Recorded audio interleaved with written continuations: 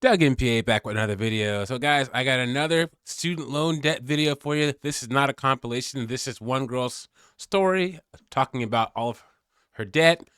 And it says, student loan borrower regrets not paying more on her monster debt. So apparently this woman is a physical therapist and a Tik Tokker, a content creator. And she talks about all the mistakes she made in her journey getting up to over $120,000 student loan debt. And I'm going to say, like I do at the beginning of all my student loan debt videos, guys, women own 70% of the student loan debt. Men are going to college less, and women are going to college more, and college is getting more and more expensive. A woman's debt should be a disqualifier for consideration for a serious relationship or marriage, guys. Because if you marry that woman, I think there might be a stipulation for student loan debt, but not one that can't be challenged in court. Guys, be careful. In fact, once you get over a certain age, most women you meet are gonna be in more debt than you guys.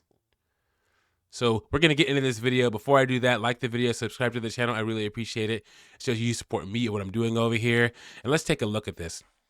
It says, one woman shared what she wishes she knew before taking on student loans, and it has the internet reeling. Tik Tokker Brenda Chan, I might have to use her content for one of my compilation videos. You know I love those compilation videos, and you guys love them too. Is a physical therapist by day and a content creator by night. However, not everything has been cheery since Chan graduated from college. She recently took to the platform to discuss the many things she was unaware of when graduating from student debt. U.S. borrowers have an average of $37,388 in federal student loan debt and $54,921 in private student loan debt, according to this group right here. Across the country, student loan debt has surged past $1.76 trillion. Chan got her undergraduate degree at the University of Florida and eventually a doctorate in physical therapy at Emory University. Emory's graduate program alone cost $44,676 for 1 year, guys. See, this is the problem. This right here. So, assuming, well, she got a doctorate in physical therapy. So that was probably 2 years. And she got a master's in it too. So let's do 3 years. What degree is worth that amount of money? What? 4,476 times 3. That's $134,000, guys. Why? No. You can't tell me a doctorate in physical therapy from the University of Kansas or some skate school, which is much cheaper, wouldn't count as the same as this degree from Emory University. God, yikes, what a mistake. My biggest regret is that no one ever told me that when I was applying for grad school or looking to go to grad school about the student debt to income ratio. While Chan said many younger people look to social media influencers for more information, they're often left without any helpful information. There are some resources trying to teach you about student debt, but then they often throw around financial jargon that leaves regular people like me scratching their heads, Chan told Newsweek. And it's not easy for young people to get this information. See, and we still have a deficiency in the American public education system. Even when I was young, guys, I'm 42. I wonder why we learn trigonometry and geometry instead of financial math, guys. And here's the thing. People have cell phones now. You can search this stuff. We have the wealth of humans' knowledge in our hands now, and people are still making these dumb decisions, guys. Well, women are. Men aren't. Less and less men are going to college. And guys, I've said on my previous videos, if I were a 22-year-old man, 21, I get a CDL and drive truck for 5 years. Stack up money for 5 years. And then, maybe go to college for something that mattered after that. But guys, we always have the trades to fall back on because women will never be the majority of the trades ever. So if you're a young guy listening to this, consider getting a trade when you're young.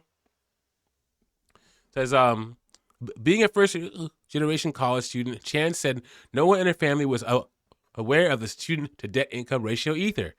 Everyone sold this dream of going to grad school, getting all the degrees, and then swimming in money. Yeah, she's right about that. A lot of immigrants are like, go to school, go to school, go to school. It's America. Go to school. The American dream.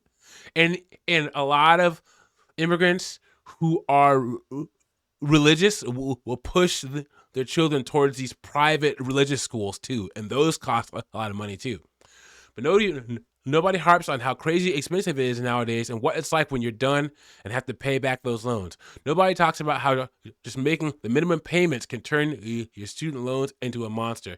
Nobody tells you that some degrees or jobs can cost a ton to get but might not pay enough once you're actually working. For Chan, what seemed like a simple university to physical therapist pipeline turned out to be anything but easy.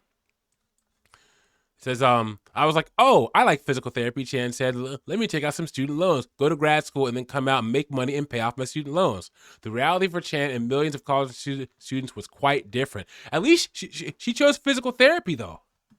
We got to give her credit for that. I think the average salary for a physical therapist is in the six-figure range. Well, physical therapist with a doctor of physical therapy. So, the amount of money that you have to take out to go to grad school is a lot, and the money that you make coming out is not necessarily enough to pay the loans that you did take out, she said.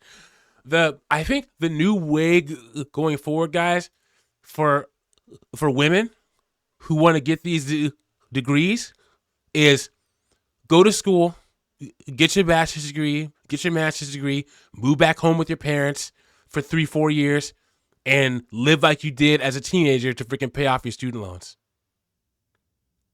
That's the only way without, a husband or a significant other.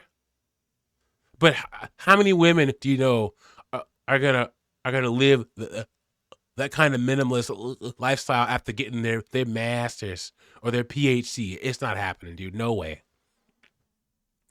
Chan acknowledged that some of the struggles she faced were of her own fault. She chose a private graduate program. Tuition alone caused her to take out a $120,000 loan. See, I knew it was around this much. I guarantee you her doctor of OT was 3 years. I guarantee it. Look at this, $120,000. Well, I'm so grateful for the opportunity that I've had. I just really do wish that someone talked to me about that because I had no clue. Today, Chan watches her monthly paycheck dwindle under the pressure of her student loans with interest rates worsening the situation.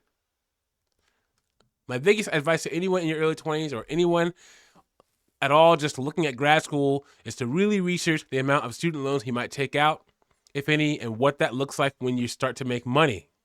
Many students are unaware that they might be unable to pay off their loans and still live a comfortable life. See, here is the gray area right here.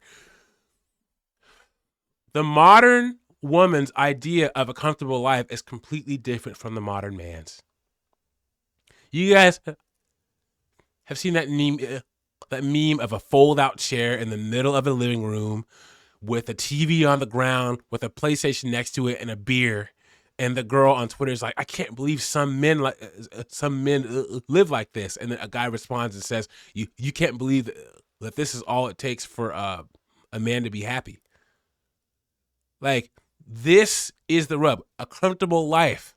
A lot of women think that, taking trips every other month, living in some cute little condo downtown, having their freaking little Lexus coupe, is living a comfortable life.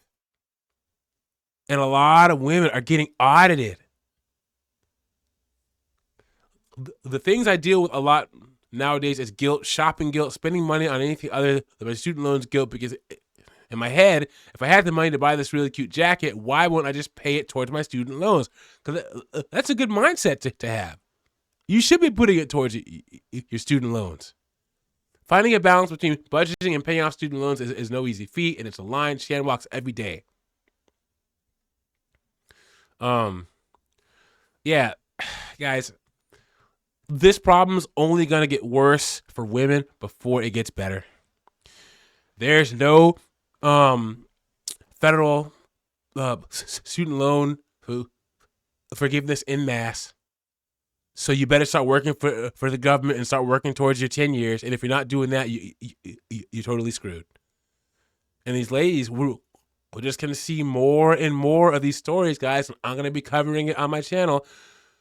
Let me know what you think about this in the comments. Like the video, subscribe, and I'll catch you on the next one.